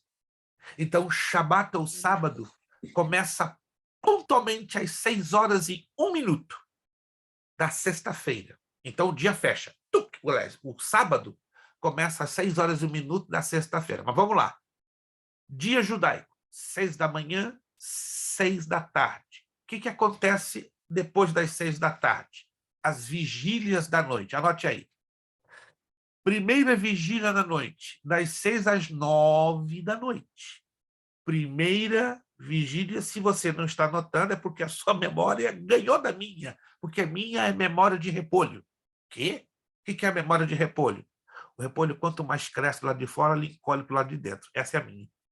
Quanto mais eu envelheço, ó, cresce para o lado de fora, mas para o lado de dentro vai encolhendo, encolhendo, encolhendo. Giga biloba é bom. Giga biloba. Obrigado, irmão. Isso é porque o irmão El tem 18 anos de idade. Eu apresento o rapaz com a memória mais fervorosa. Eu estou ainda aprendendo a ter uma memória boa, né? Estou lutando. Mas vamos lá. Mas eu creio que todos vocês aqui têm uma memória que me arrebenta. Graças a Deus. Fico feliz que eu estou falando a alunos com uma grande memória. Anotou aí? De 6 às 9 da noite, primeira vigília da noite. Das 9 à meia-noite, segunda vigília da noite. Das 9 à meia-noite, segunda vigília da noite. Terceira vigília da noite, de meia-noite às 3 da manhã. Terceira vigília da noite, de meia-noite às 3 da manhã. E a quarta vigília? A quarta vigília é exatamente das 3 da manhã às 6 da manhã. Então, Jesus, quando caminha no Mar da Galileia, de acordo com Mateus 14, entre 3 e 6 da manhã. Perfeito.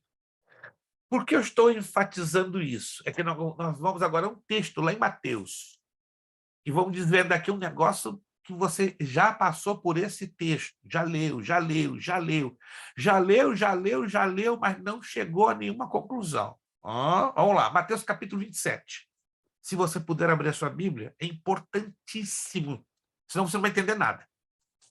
Mateus capítulo 27. Capítulo 27, Evangelho segundo São Mateus. Só para você entender como é importante a contagem do tempo. Mateus capítulo 27, por favor, todos estejam, vou esperar que todos abram suas Bíblias, isso aqui vai ser fantástico, vai dar uma volta na cabeça de vocês, vocês vão dormir com isso assim. Daqui a pouquinho nós vamos terminar essa aula, 10 minutos. Eu vou terminar para deixar vocês assim, ficarem bem pensativos. Todos encontraram? Mateus 27? Vamos lá. Versículo de número 50. Anote aí. A partir deste versículo, começa o processo da morte do Senhor Jesus na cruz do Calvário. Preste atenção. A partir do versículo 50, começa o processo da morte do Senhor Jesus na cruz do Calvário. Antes de eu prosseguir, pergunto. Segundo o que lemos nos 4 evangelhos, se você se lembra, em que horário Jesus morre na cruz do Calvário? Quando você lê os 4 evangelhos, você descobre. A menos que você já tenha lido e não se lembre. Em que horário Jesus... Pai, em tuas mãos entrego o meu espírito. Em que horário Jesus morre? 3 horas da tarde. E na linguagem judaica corresponde a que hora? Hora nona? Hora nona. Anote aí. Na hora nona, 3 horas da tarde, morre Jesus. Anotou? Hora nona. Porque a primeira hora é 6 da manhã, a segunda hora, 7 da manhã, a terceira hora, 8 e assim por diante. Então, a hora nona, 3 horas da tarde. Perfeito. Jesus morre em que dia da semana? Jesus morre em qual dia da semana? Sexta. Sexta, anote aí. Jesus morre sexta-feira, hora nona, 3 horas da tarde. Mateus 27, 50. E Jesus, clamando outra vez com grande voz, entregou o Espírito. Aí é sexta-feira, hora nona ou sexta-feira, 3 horas da tarde. Estamos juntos? Estamos juntos? Muita atenção agora. Agora o negócio vai ficar bonito. Versículo 51. Acontecem 5 fatos. Escute isto, por favor, e tente anotar ou por escrito aqui dentro. Ó, eu jogo nos dois lados. Eu tanto anoto como eu coloco aqui dentro. Sexta-feira, hora nona, ou sexta-feira, 3 horas da tarde, é o momento que Jesus morre. Estamos entendidos nessa parte? No momento exato que Jesus morre, acontecem 5 fatos em ordem, em sequência. Quais são esses 5 fatos? Eles acontecem assim, 1, 2, 3, 4, 5. No momento exato que Jesus morre. Primeiro fato, versículo 51. Eis que o véu do santuário se rasgou em 2 partes de alto a baixo. Primeira coisa, o véu do templo, que dividia o lugar santíssimo do lugar santo, rasga. Olha o detalhe. Se rasga numa posição estranha, de alto para baixo, e não de baixo para cima. O que tem isso a ver, pastor? Se você vai lá em Êxodo, capítulo 25 e 26, você vai descobrir que o véu do templo ele era trançado de baixo para cima. Então, ele era feito assim, ó, para conferir o quê? Resistência e força. Ninguém conseguiria rasgar aquele véu, por ele ser altamente bem entretecido e bem tecido. Então, era humanamente impossível alguém cortá-lo de cima para baixo. De baixo para cima, talvez, mas não de cima para baixo. Está provado isso. Então, aqui nós vemos uma ação de Deus. Deus corta uma coisa que humanamente era impossível, no sentido físico, que havia uma blindagem naquele entrelaçamento, e ali, espiritualmente, está indicando o que? A abertura do caminho do Pai para o homem, ou seja, o Pai voltando a ter relação com o ser humano através da morte de Jesus. Então, tem 2 significados. Segundo fato que acontece, tremeu a terra. Bum! Houve um terremoto. Segundo fato, anotando, tremeu a terra. Terceiro fato, fenderam-se as rochas. Então, no verso 51, nós temos o quê? 3 fatos. Então, estão me acompanhando? Sim ou não? Estão me acompanhando? Esses 3 fatos acontecem quando? Sexta-feira, 3 horas da tarde, morte de Jesus. Verso 52, acontecem mais 2 fatos. Abriram-se os sepulcros e muitos corpos de santos que dormiam ressuscitaram. Na verdade, aqui é um fato, tá? Então, esse é o 4º fato, verso 52. Abriram-se os sepulcros. Vum, uma revoada de sepulcro abrindo. Abriram-se os sepulcros. E muitos corpos de santos. Que santos eram esses? Eram salvos. A Bíblia não diz quem eram, não dá os seus nomes, não diz nem a quantidade. Mas o texto grego implica a ideia que foram muitos, mas a Bíblia não diz quantos e quem foram eles. Tá? Então, abriram-se os sepulcros e muitos corpos de santos que dormiam, ou seja, que estavam mortos, ressuscitaram. Este é o 4º fato. Agora, presta atenção. 5º fato, verso 53. E saindo dos sepulcros, quem? Aquele mesmo grupo que havia ressuscitado. Lembram? Só que, olha só, e saindo dos sepulcros depois de quê? De quê? Da ressurreição de Jesus. Opa, aí o negócio ficou interessante. Depois da ressurreição de Jesus, entraram na cidade santa, que é Jerusalém, e apareceram aonde? Peraí, pastor, agora deu um nó na minha cabeça, peraí. Quando Jesus morre, sexta-feira, 3 horas da tarde, acontece exatamente isso aqui, ó. O véu do templo se rasga, número 1. Treme a terra, terremoto, número 2. Fendem-se as rochas, número 3. Abrem-se os sepulcros, Aí ressuscita o quê? Uma quantidade de salvos. Uma quantidade de salvos. E o que é que acontece? Aí no 53 é que dá o problema. Olha o que está escrito no 53. E saindo quem? Aqueles ressuscitados. Quando eles ressuscitaram? Sexta-feira, 3 horas da tarde. Está me entendendo? Mas aqui está dizendo que eles saem dos sepulcros quando? Depois da ressurreição de Jesus. Opa! Quando é que se dá a ressurreição de Jesus? Mateus capítulo 28. Vamos lá. Mateus capítulo 28. Versículo 1.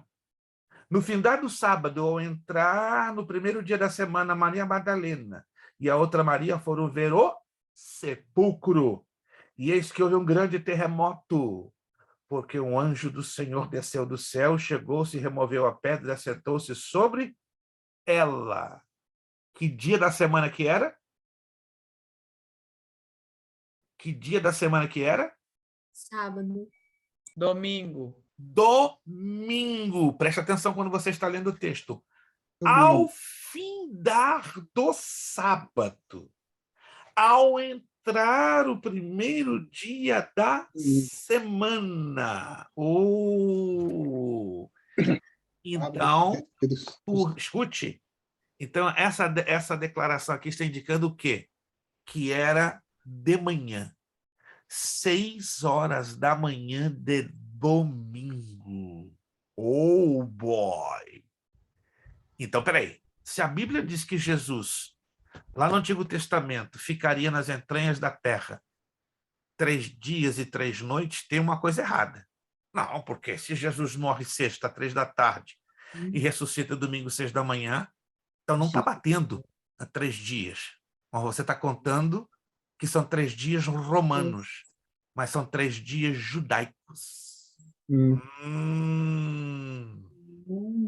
Quando você conta 3 dias judaicos, bate direitinho. E outra coisa que é o mais estranho, esse grupo de ressuscitados ficam no sepulcro quietinho. Até o bom. Gente, lê o texto. Eles ficaram quietinhos. Pastor, o milagre. no Presta atenção, por favor. O milagre da ressurreição já é uma coisa sobrenatural. Concorda comigo? Sim. Vou perguntar de novo. O milagre da ressurreição já é algo sobrenatural. Concorda comigo? Concordo. Sim. Então o negócio ficou mais sobrenatural ainda. Porque na sexta-feira, um grupão de crentes ressuscitam.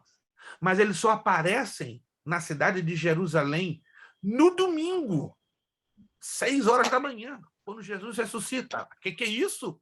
Aonde eles ficaram? Quietinhos. Sabe por quê? A profecia tinha que ser cumprida, porque Jesus é chamado de primogênito dentre os mortos.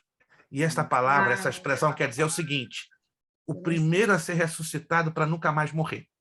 Anote isso aí. O primeiro a ser ressuscitado para nunca mais morrer. Lázaro nasceu, morreu, ressuscitou e voltou a morrer de novo.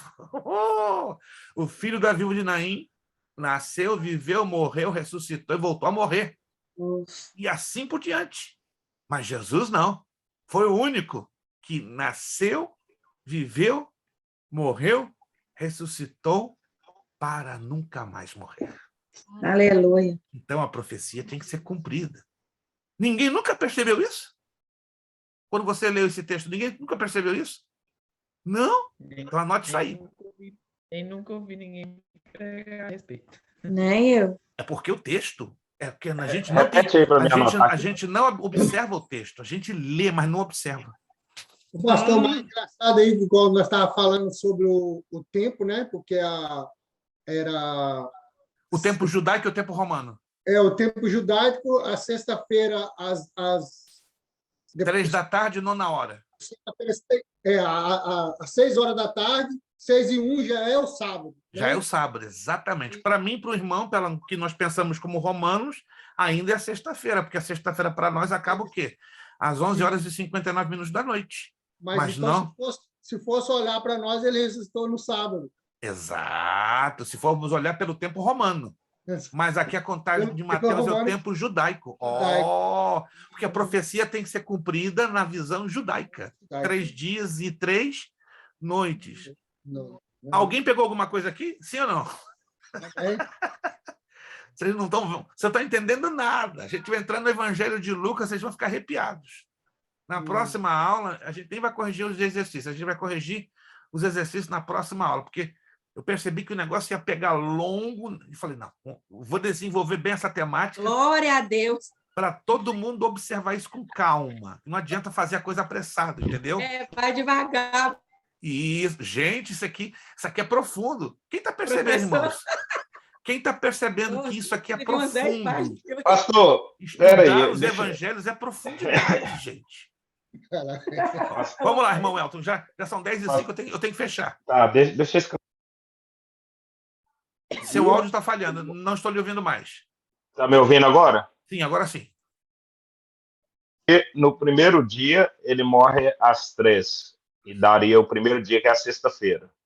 No sábado, das 6 às 6, o segundo dia. Sim. No primeiro dia, no domingo, às 6 da manhã, logo no primeiro dia, antes assim que se inicia, ele já... É o terceiro dia. É o terceiro dia. Terceiro dia judaico. Nunca se esqueça disso. Terceiro dia judaico. Mas a profecia fala que ele ia ficar 3 dias. E 3 noites nas entranhas da terra. Está lá, está claro. Está lá no Antigo Testamento, tem várias profecias. Joel, Amós, Abacuque, Obadias, que o Filho do Homem ficaria 3 dias e 3 noites. Mas a noite judaica, a noite do sábado foi de sexta passada. Sim, mas entenda bem. Essa expressão ela é hebraica. 3 dias e 3 noites envolvem o quê? Unicamente 3 dias, porque entre as vigílias. Tá. Entre as vigílias. Não esquece das vigílias. Quando você fala 3 dias e 3 noites, seria 3 dias e 3 vigílias. Ou os seus dias acompanhados das suas vigílias. Ficaria melhor. Então, os dias são contados de maneira separada. As vigílias e os dias são contados de maneira separada. Mas a profecia, ela traz o quê? Os dias acompanhados das suas respectivas vigílias. A profecia se cumpriu literalmente. Irmãos, é coisa linda. Lucas tem um negócio aí que a sua cabeça vai dar 4 pulos. Pum, pum, pum. Isso é só Mateus. Marcos, eu vou mostrar 2 coisinhas que vocês leram, olha, estão mais careca do que eu de ler, mas nunca perceberam.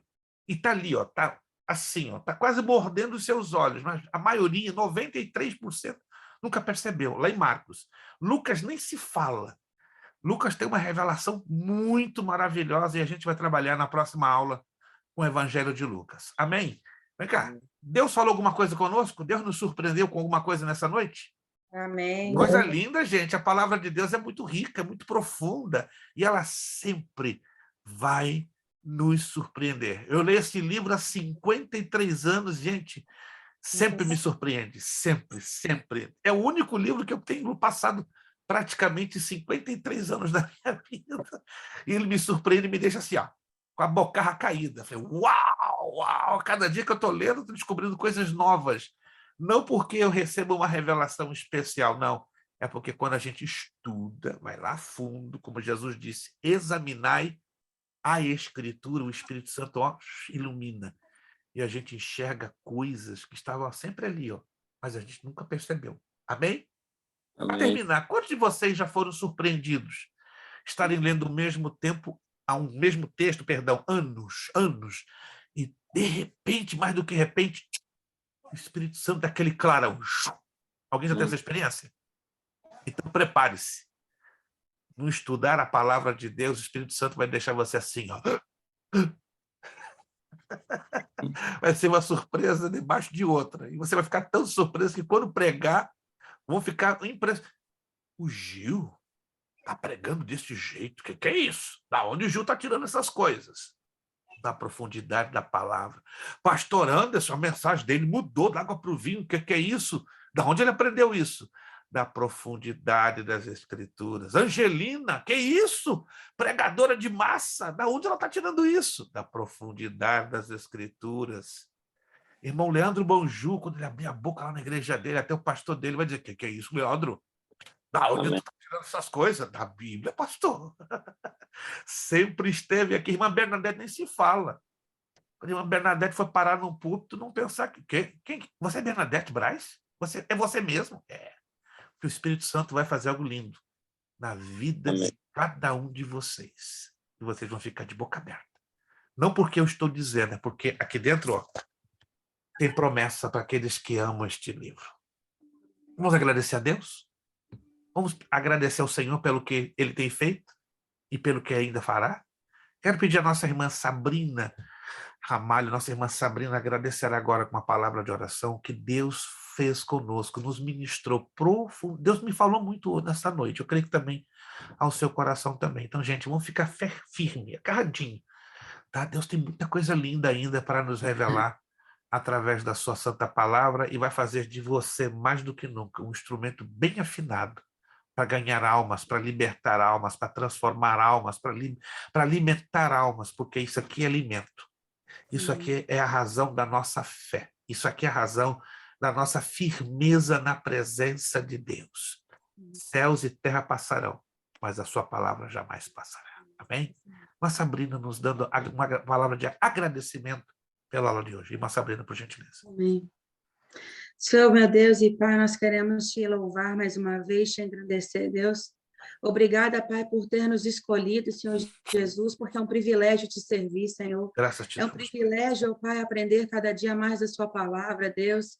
E eu aqui junto com cada irmã, meu Pai, nós estamos diante de ti mais uma vez, te dando honra, glória, Pai. Aleluia. Louvor, Senhor. Eu peço, Espírito Santo, que o Senhor continue ministrando aos nossos corações. Glória a Deus. Noite, durante os próximos dias, Pai. Que essa palavra venha de confronto a cada um de nós, que ela venha fazer com que nós tenhamos sede e justiça de ti, ó Pai, da tua palavra, Graças Deus. te damos, Em Pai. nome de Jesus. Abre o entendimento de cada um, Deus. Nos dê a cada dia, Pai, assim como a sua palavra nos ensina, um coração, ó Pai, Aleluia. ensinável a Deus, um coração apto para Glória a Deus. os caminhos, a sua palavra, os seus ensinamentos. Espírito Santo, abra o nosso entendimento, Pai, a cada dia mais. Senhor, cobre cada um que está Aleluia. família, Pai, cobre cada casamento, cobre cada filho, Senhor Jesus. Glória a Deus. Apresentado aqui, Senhor. Que o mesmo Espírito, ó Pai, que tem, Senhor Jesus, nos ministrado nas terças-feiras à noite, continue nos ministrando. Aleluia. Jesus nos ensinando, ó Pai, sermos servos como o Senhor. Glória a Deus, glória a Deus. Nos ensina, Mestre, como te servir, como servir aos demais irmãos. Nos ensina, Espírito Santo, a sermos, ó Pai, fiéis à sua palavra, fiéis a ti, Jesus. E que nós não venhamos negociar aquilo que o Senhor tem colocado nas nossas mãos, Glória Deus. a Deus. Em nome de Jesus. Abençoa o pastor Luiz, Pai, que tem se disposto, meu Pai. Horas, meu Pai, aprendendo para poder nos ensinar, meu Deus. Que o Senhor venha, Pai, suprir todas as necessidades da casa dele. Glória, glória a Deus. Em nome de Jesus. E eu peço mais uma vez, Deus, que o Senhor venha abençoar cada irmão e cada casa aqui coberta, Deus. Eu repreendo toda a retaliação, Deus. Em nome de Jesus. Pai, todo atrapalho, Senhor Jesus, que tem se colocado, meu Deus, para que nós estivéssemos, Senhor Jesus, aqui. Glória a Deus. Em nome de Jesus. E eu te dou de novo, Pai, toda a honra, graça, Pai, e todo louvor, Senhor, seja dada a ti hoje e sempre, Deus. Muito obrigada por essa noite, Deus, por mais um ensino, Pai, em nome de Jesus. Amém. Amém, amém. Próxima terça-feira, então, vamos entrar no Evangelho de Lucas, corrigiremos os exercícios e vamos estar ligadinhos, porque Deus tem coisas lindas e surpresas a nos fazer. Nosso lema, seriedade. Seriedade. Compromisso. Compromisso. Disciplina. Disciplina. Seriedade. Seriedade. Compromisso. Compromisso. Disciplina. Disciplina. Seriedade. Seriedade. Compromisso.